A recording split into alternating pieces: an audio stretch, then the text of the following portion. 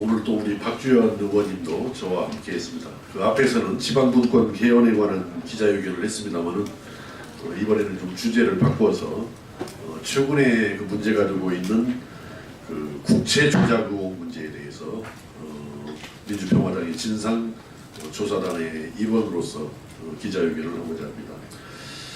먼저 무엇보다도 현재 경제가 매우 어려운 이런 상황인데 경제 사령탑 중에 사령탑이 기획재정부입니다. 그래서 기획재정부에서 벌어진 일로 인해서 논란이 거세지고 또 국민적인 혼란이 이어지고 있는 것은 대한민국의 경제를 살려내라라는 우리 국민들의 염원이나 그런 여망에 비추었을 때 대단히 참 혼란스럽고 안타까운 일이 아닐 수 없다 해서 저희 민주평화당에서는 그러한 혼란과 논란을 조기에 종속시키고 대한민국 경제를 살리는데 매진하자라는 그런 취지에서 진상조사단을 만들었던 것입니다. 현재 진상조사단의 단장은 제가 맡고 있고 또 우리 박주현 의원님과 함께 맡고 있고 다른 또 단원들께서는 오늘 또 다른 일로 여기를 함께하지 못했습니다만은 저와 박주현 의원께서 그 입장을 밝히겠습니다. 신재민 전 사무관의 폭로가 연일 논란이 되고 있습니다. 여당은 풋내기 사무관의 철없는 소리라고 일축하고 있고 기재부는 비밀 누설과 공공기록물 관리법 위반으로 신 전 사무관을 고발까지 하였습니다. 또 이에 반하여 한국당은 국고손실죄 혐의로 김동연 전 부총리 등 여권 인사 6명을 고발하였습니다. 국민들은 매우 혼란스러워합니다. 무엇이 진실인지 가려진 채 상호간의 고발만 난무하고 있고 신재민 사무관은 자살 기도까지 하는 아주 심각한 그런 상황이라고 생각을 합니다.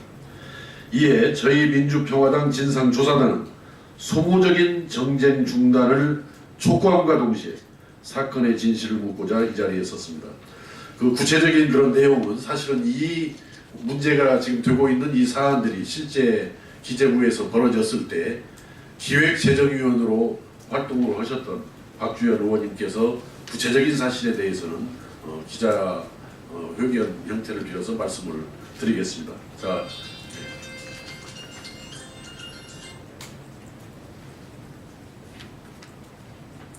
예, 박주현 의원입니다.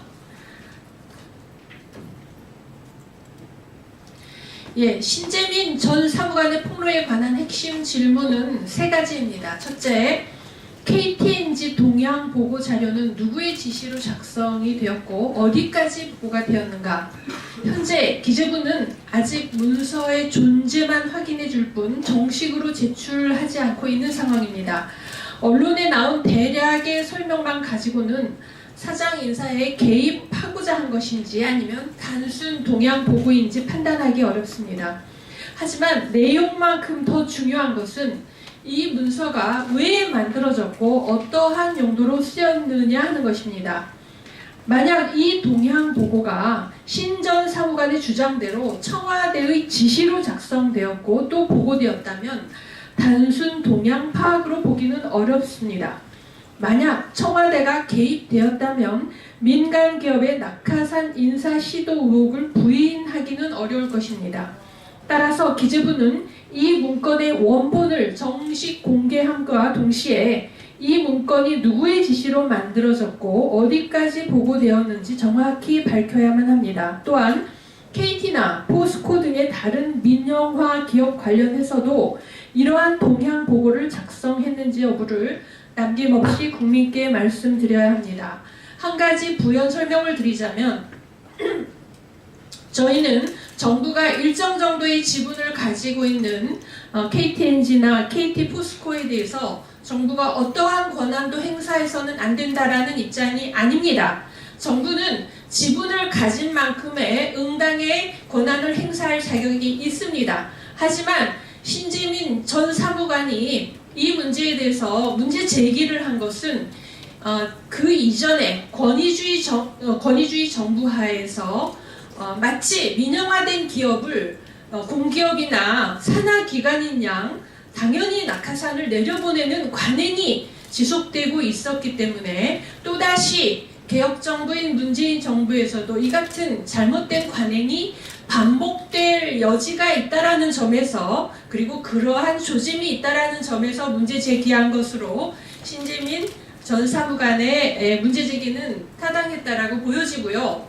그러나 결과적으로 정부가 이전의 권위주의 정부의 행태처럼 그렇게 무자비하게 그 강압적인 방식을 동원하지 않고 순리대로 일이 처리되었다는 점에서 정부로서도 잘못이 없다라고 항변할 수 있는 근거가 충분하다고 생각합니다.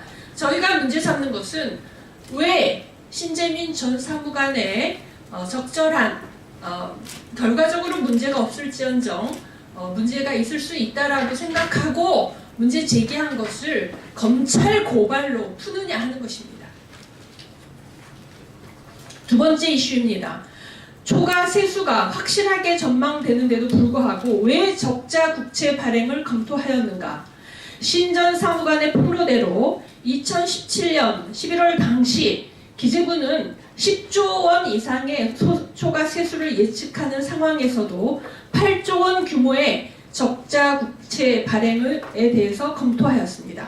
그리고 4조 원 정도만 발행하자는 의견이 나온 것도 확인이 되었습니다.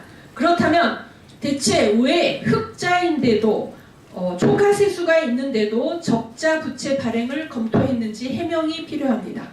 기재부는 이에 대해 관련 기관과 협의를 통해 결정한 사안이라는 애매모호한 답변으로 일관하고 있습니다. 정말 이 정부가 국가 부채를 의도적으로 늘리려 하지 않았음을 증명하려면 각 관련 기관들의 구체적 협의 내용을 밝혀야 합니다. 언제 누구와 협의를 했고 각기 어떤 의견을 냈고 결론 도출 과정이 어떻게 진행되었는지 구체적으로 국민 앞에 밝혀야 합니다. 마지막으로 바이백을 왜 취소하였는가 하는 부분입니다. 2017년 11월 15일 당시 예정되어 있던 1조 원 규모의 바이백을 불과 하루 전에 취소한 것은 채권시장 개설 후 처음 있는 일입니다. 정부가 시장의 신뢰를 얻어야만 경제정책의 효과가 높아진다는 것을 누구보다 잘 알고 있는 기재부가 급작스런 취소로 시장의 혼란을 자초한 것은 아무래도 석연치 않습니다. 게다가 취소한 이유조차도 단지 종합적 의사결정의 결과라고만 하며 명확한 해명을 회피하고 있습니다. 국민들은 속 시원한 해명을 바라고 있습니다. 자, 제가 마무리하겠습니다. 민주평화당은 더 이상 소모적인 정쟁을 원하지 않습니다. 젊은이의 용기에 대한 정략적 비난과 무조건적인 고발에 대해 찬성하지도 않습니다. 법적 공방 이전에 진실을 밝히는 것이 우선입니다. 앞에서 제기한 세 가지 의문, KTNG 동향보고는 누가 지시하였고 어디에 쓰였는지, 흑자 상황에서, 즉 초과세수가 있는 상황에서 어떤 기관이 왜 적자 국채 발행을 요구했는지, 또한 시장에 충격을 주면서까지 왜 갑자기 바이백을 취소했는지 국민들은 알 권리가 있습니다. 이를 위해 우리 당은 즉각적인 기획재정위원회의 소집을 요구합니다. 또한 김동연 전 부총리도 자진해서 국회에 출석해 이 사건의 전말을 낱낱이 밝혀줄 것을 요청합니다. 그래서 국민 앞에 사실을 고한 뒤 그래도 풀리지 않는 의문이 있으면 그땐 청문회 또는 국정조사까지도 검토를 할 것입니다. 우리 민주평화당은 국민 편에 서서 정쟁의 결과가 아닌 명확한 진실만 밝혀낼 것을 약속드립니다. 이상입니다. 질문이 없으시면 마치겠습니다. 감사합니다.